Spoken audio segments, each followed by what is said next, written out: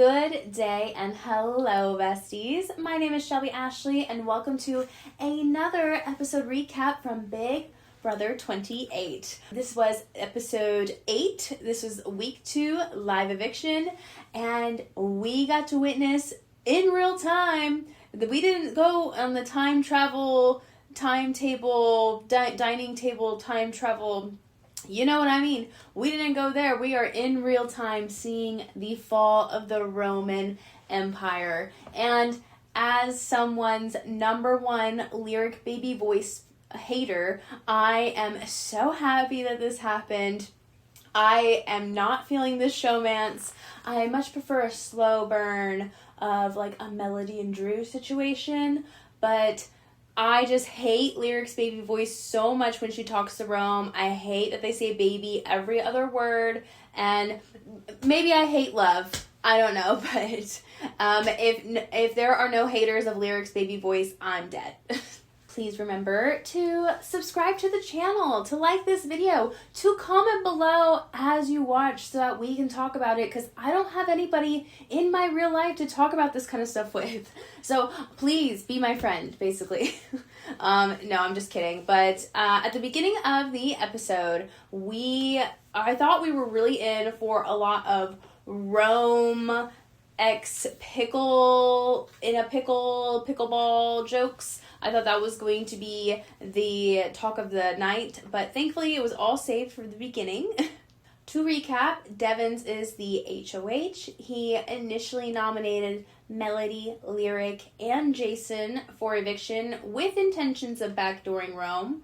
Then he also won the veto. Lyric convinced him to use the veto on her, and then Rome went up in her place. So at the beginning of this episode, this blockbuster is a must-win for Rome, and I was personally pulling for a Melody W, and I just really wanted Rome to go, and I was scared for the chances if Rome was up against Melody.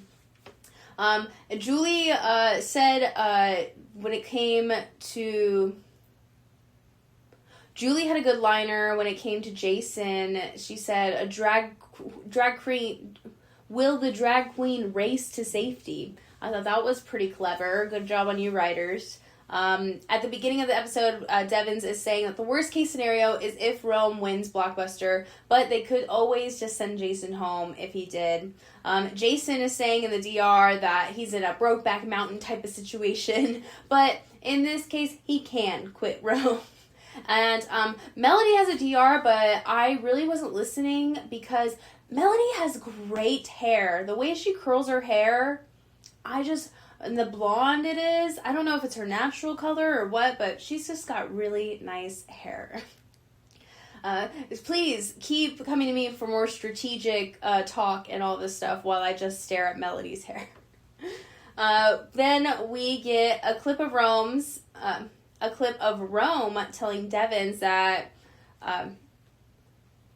we see a clip from a couple days prior, maybe the day before, hours before, and it's Rome basically telling Devins, like, look, if you're going to put me on the block anyway, please take Lyric off. He just really didn't want to sit next to her, and then it kind of worked on Devins. Between Lyric and Rome working on Devins, they almost got what they really wanted, but they really just didn't want to be next to each other on the block. Drew gets a DR, and he is saying that he thinks Rome's a great shield, and he's also working with Melody, so he would love it if Rome won the blockbuster. And then we get some more Rome and Lyric, and again, in here, literally all capital letters, so over Lyric and Rome, showmance, please go home.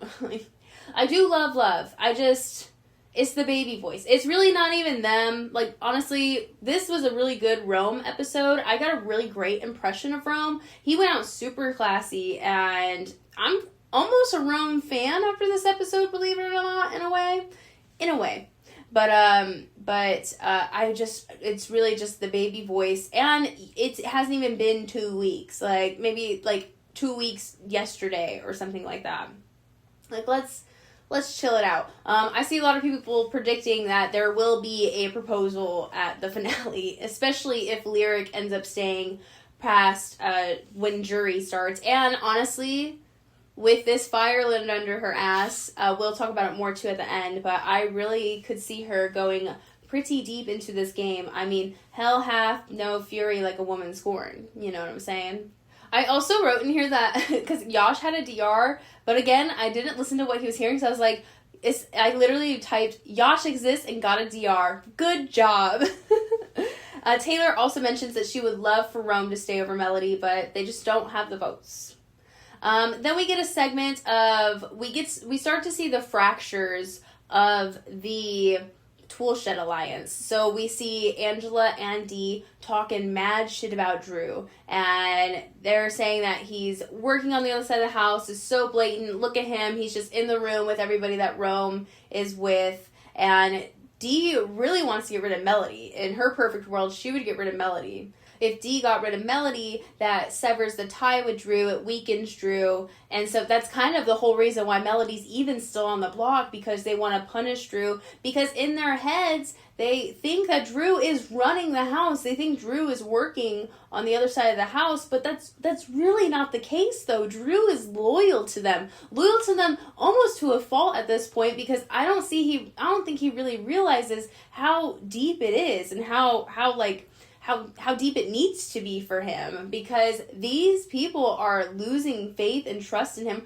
for really no reason. So I really liked we'll just cut to when Barrett and Drew were talking later, you know, everybody's talking about keeping Rome and all this stuff just in case, but they're kind of in a different position because they're in the middle, they're kind of they really feel like they're on the bottom of the Toolshed Alliance, which in a way they kind of are, because they pointed out there are two sets of trios, and they're just this little duo on the bottom. And Barrett really feels the type of way for being the last person to be, you know, like, pulled into that alliance. Now, I don't think Barrett really realizes, I think that the idols' head, not the idols, where the icons, in their head, they, like, included Barrett, but it's the being physically there, forming it together, that's what forms it. And I think Barrett, even in not just a Toolshed, I think even with the 5-person alliance, Barrett wasn't even in the room for that. What are they called? Give me a second. The crossovers. Like, I don't even think Barrett was in the room when they were super formed. So, you know, Barrett is just feeling like a little lost right now, and he's he's feeling pretty vulnerable, I think, and so he's a number that the other side could scoop up, so I'm glad that Mallory was talking to him, because Mallory and Barrett are pretty close, so Mallory's trying to get Barrett to be like, you know, like, let's do something together. So, going into this vote, you know, we have this fractured Toolshed Alliance, and the result of this blockbuster will really be huge for the future of the season, because if Rome wins the blockbuster, then he kind of turns into the big threat that they thought he was. And they really, like, built Rome up. Like, I think that if Rome stayed in the game, he would have eventually became this way anyway. But, you know, doing all of this and being so cute about it for Rome could have gotten out of here, like, with Lyric and with a vengeance and with people on his side, because you're not controlling your alliance as well. You're not getting to know Barrett and Drew. You're just you're just assuming that they are doing these things, but they're giving you all of their information. They are on your side, but you are, like, these icons are just getting a little snooty, and they're getting a little, like, big for their britches. So I'm really excited for the next week. I really hope we get a power shift, just because look, if Dee wins this season, I will not be mad. I just need someone to get humbled. But, you know, if they do get rid of Rome, I think that the game is still very much open, because we have a pretty fluid house right now. You know, I think that the stronghold that was the Toolshed, you know, it's fracturing, and so it's not near as strong of a grip as it used to be. So, you know, they won't be controlling things like they have been this week for a while, which honestly they almost didn't even get away with it this week. So we get to the blockbuster. The blockbuster competition is the one where there are 4 different stacks of puzzle pieces, and they're all mixed together, and you have to unstack them one at a time, and so that you have the same puzzle piece in each stack at the end of it. I'm starting to realize that if you're going to go on Big Brother, you better learn the competitions that they do, because they're all the same competitions. Like, I predicted that we'll see the rope one. We'll probably see that one more like week 4, 5, 6, when the stakes are a little higher. I think that one's a little more exciting. But these are kind of the similar competitions. So we get this competition right when it starts. Literally, it was like a flash and Jason was done. Jason was killing that. You can tell that guy at least practiced puzzles, practiced something, because he had that thing done in I would love to see what the time actually was, because it felt like genuinely 20 seconds. All I know is I was on the edge of my seat because I really, really didn't want Rome to win. I'm very biased, can't you tell? I got kind of scared, though, because at the end of this competition, Melody looked pretty sad, which, you're still on the block. Of course, you're going to be nervous, but I was really nervous that she was, a little too emotional, but I really loved the sportsmanship at the end. They all, hugged each other. They congratulated Jason. I thought this was a very sportsman-like episode. Everybody was very classy, and no one was too much. It was just nice, even keel for the most part. We get back into the Big Brother house. Julie announces that Jason won, and Lyric looks pretty sad. So in my notes I said, maybe this is happening. And then they all hug. I wrote for the first time of 3 nights, for the first of 3 times tonight, I'm sure. But Rome had other plans, so good on him for that, because that was not what I saw coming. So left on the block, we have Rome and Melody. Neither one of them shouted out anybody in their eviction speeches, which I can appreciate if you know your game is on the line, which I was pretty surprised on how skewed the vote was, but I really was waiting to see who would go. They both had pretty straightforward speeches as well, just they have more game to play. They would love to stay in the game and be used for whatever people need. We get Taylor first as a vote, and she votes to evict Melody. And at this point, I was kind of freaking out a little bit, because I was like, what is happening? Who else is going to vote for her? I just didn't know. But then we get Jason shaking his ass, twerking backwards all the way to the voting booth in the DR, and then he votes to evict Rome, and he's kind of crying while he's doing it, and then he shouts out Ryan Murphy to cast him, and sorry he wasn't available for those dates. And so I don't know if that's a joke. I don't know, but he's just shouting out whatever he wants, and you know what he's doing? He's manifesting. I can appreciate that. Josh goes in, votes to evict Rome, and shouts out DJ Khaled. That was, again, I couldn't have predicted that in anything. That Kalshi bet or whatever, that Annie, whatever the hell sports online sports betting lingo there is, that probably went wild. So that's some insider trading right there in the Big Brother house.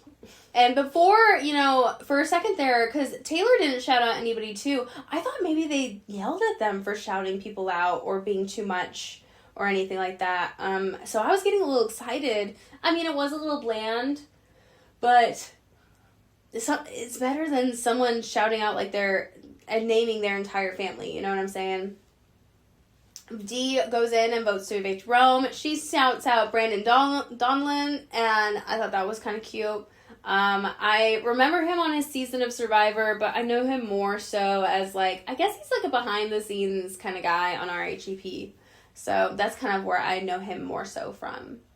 Then we get Angela voting in the egg. I swear, I just love her in the egg. I'm going to be really sad when that goes, but also I'm going to be pretty happy for her because she is pretty miserable in that egg, I must say. I saw her fall over yesterday. That was pretty funny. But when you don't want to fall over, it's probably pretty embarrassing, you know what I mean? Angela also votes to evict Rome. She thanks the fans for the votes. And then I thought she said something about vote for Dee or Rick for the power. But the mic was, like, really low, so I was like, oh, you know, that makes sense for her to say, I guess. You know what I mean? Because she was acknowledging the voting as well. And then Barrett does a nice little, like, oh, surprised to see you there. And I think Julie was surprised by that, too, because she slipped up a little bit whenever he did that. Barrett evicts Rome. And then he shouts out, all my crib at the boys. I bow down, give this man his flowers. I love that. I always, I don't know, I'm spilling all my big brother's secrets. Who knows? I'll never get cast. But I always thought it'd be funny to replicate the shout out to all my dogs at the crib. So way for Barrett to level up to shout out all my crib at the boys. I guess he didn't say dogs. Does he say boys? Did he say shout out to my boys at the crib? I think he says dogs at the crib. Anyway. You like that, what was his name anyway? It was a couple seasons ago, and that's just what he did every time he went to vote to evict. Then we get Lyric going in. Lyric calls Julie Auntie Julie, and I don't know about that one. Did she call her that last week? I don't remember. But Lyric is crying, and she votes to evict Rome. Huh? Okay. Like, I wonder if Taylor has any motivation behind that vote. Because, I mean, maybe she can, like, pin it on Lyric, and Lyric can, like, swear up and down she didn't vote she voted to evict Rome, but, like, why would anybody believe her? And then it'd be like, why is she lying about that? Maybe that's, like, the only thing I could think of.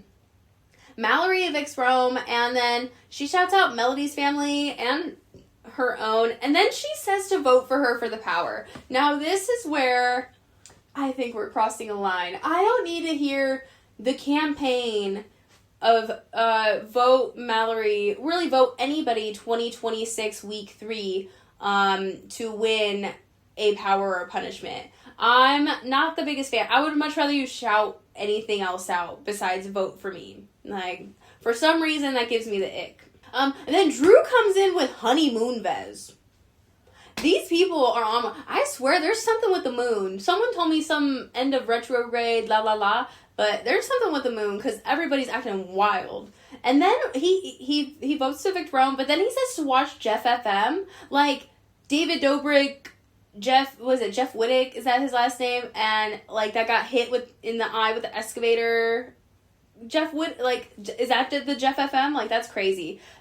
I never thought I'd hear that type of a shout out on Big Brother. Next, you're gonna be like, what? And you know what I heard today? That Ashley was on Barstool Sports. Apparently, she's a weather girl on Barstool Sports. No clue. Did not know that. Then we get Lala, and she says sister from another mister. She evicts Rome. Haley, Chuck, and Kamu all evict Rome. Kamu calls Julie by her legal name again, and she says she appreciates the respect, and after what she just went through, yeah, I get it. I bet she wishes somebody would just go in there and vote and leave. Like, Julie tells the house, by a vote of 12-1, Rome, you are evicted from the Big Brother house. And then, then Rome went out pretty classy. Rome says, look, I'm not going to hug everyone.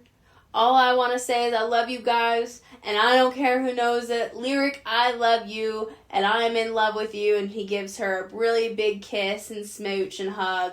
And it was pretty, look, I don't hate love, okay? It was pretty cute, okay? I'm just glad I don't have to hear, yeah, baby, oh, baby, yes, baby, oh, baby, yes, baby, all the time, okay? That's really, like, my motivation. I'm not even a Lyric hater. I'm a Lyric baby voice hater. So, at this point, you know, there's like 15 minutes left of the episode. And it's like, oh, what else is going to happen? And then we talked to Rome for like 10 minutes, I swear. So, and I was like, okay, I guess. Look, you are missing out on the showmance, the open showmance now. You gotta get all of it that it's worth. So, Rome is talking with Julie. He talks about how Devins didn't lie. He says there's no bad blood with Devins. He's pretty shook to learn that Taylor was the one to vote to save him and not Lyric. Like, I would be shook as well. So I don't really, again, like, the only way I can see that really doing anything is if Lyric is, like, denying that she didn't, she's denying that she was a vote to save, how do I say the sentence? It only makes sense if Taylor's trying to frame Lyric for voting to save Rome, and then Lyric swearing up and down she voted to evict Rome, but then she's, like, digging her heels in so hard. Everybody's like, why is she digging her heels in so hard? It's okay that you vote to save Rome, you know? Like, no one would really say anything to that, I don't think. So that's, like, the only situation I could see this, like, doing anything. Julie and Rome talk about the showmans. Julie mentions, like, you said marriage, and Rome's like, yes, and Julie's like, well, if you get married, am I invited? Rome's like, yes. Julie's kind of giving Ellen, invite me to your party type vibes right here. And then Julie's saying, like, if you get married, you have to play this song, and it's the one-hit wonder song that Lyric's dad did. I don't remember. Something about love. You know, like, go check out Lyric's TikTok if you want to know anything about it. But she's, like, shoving it down his throat, dude. She's like, you have to play this song. Do you know what this song is? Do you know who this man is? Do you even know who you're in love with and who this woman's father is? So, just got weird. I got super duper weird. And then we get goodbye messages, which was really fun. Now, I'm okay with taking up some airtime with some goodbye messages. Don't get me wrong. Devins apologizes, wishes him the best. Jason's crying, says he can't wait to get married and run away together. Very Brokeback Mountain situation, like Jason was saying. Angela says she might have had something to do with this, do with the Roman Empire imploding. And then Lyric says she loves him and can't wait, basically, to do life on the outside together. I saw someone on Twitter say that Julie was 2 seconds away from calling Rome a child of God, and I just thought that was so funny. And then we get news that tomorrow's BB Unlocked, and there's a special guest, Ross Matthews, which, if you know anything about Drag Race, you know that Selena Cities has some beef with Ross Matthews. I don't know what the current status of that is, but they were beefing, and there's this iconic video of Selena just saying F Ross Matthews, and it's like an excellent clip. It's so funny. So I think Ross Matthews being on Unlocked is so many layers of funny. Like, but I gotta say, I love Ross on Celebrity Big Brother. Hated him in these 2 minutes on this episode of Big Brother, so probably not gonna really enjoy him on BB Unlocked. But we do learn that on BB Unlocked tomorrow, we are going to learn all of the powers and all of the punishments everybody's fighting for votes for, which I think is very exciting because I have been curious, because I think we'll probably see a Pandora's box. I really don't know what else. Like, I'm excited to see what Red Leotard is a big prediction as well. But I'm just really excited to see what they are and, like, celebrate BB this way in a bit, you know, whatever. But so that'll be really exciting to find out on BB Unlocked. And they said we'll also get to see clips from the fallout of the eviction, what's happening right now. Actually, it's probably still happening currently right now. So we're going to get into some predictions. I think that this HOH competition will be some sort of like a quiz competition, maybe like a knockout quiz comp of a sort. I think it'll be that. I don't think it'll be super physical, although I'm okay if it's super physical as well, just because the last HOH competition was very kind of chance, you know, so I would love some skill to be involved. And as far as who I want to win HOH, look, I'm here for a little bit of a power shift. So I would love to see Jason, maybe. I would love to see Lyric's revenge, to be completely honest with you. And maybe a Melody win. A Melody would probably go after Devon's. I bet Jason would go after the Icons as well. I think unless someone from the Tool Shed wins HOH, we will see Devon's, Dee, and Angela all on the block this week. Like, it's pretty much guaranteed. It's almost like the easiest thing to do as well. Like, it's literally almost no blood on your hands. I think all of them understand as well. And they've all had power this whole time. So I really think it would be literally the easiest nominations ever. So that's what I hope happens. Let me know what you hope happens, what your predictions are for this next week in week 3 of Big Brother 28. Again, please subscribe to the channel to follow along all season with me, and always comment along all of your predictions, ideas, like this video, all of this jazz. As far as tomorrow programming wise, my Big Brother Unlocked might be up a little late, maybe the next day, but I really hope I get home in time to be able to do it at the normal time for you guys. So thank you so much for watching. I cannot wait to see who wins HOH. I hope it's something chaotic, and I will be here to tell you all about it. Later!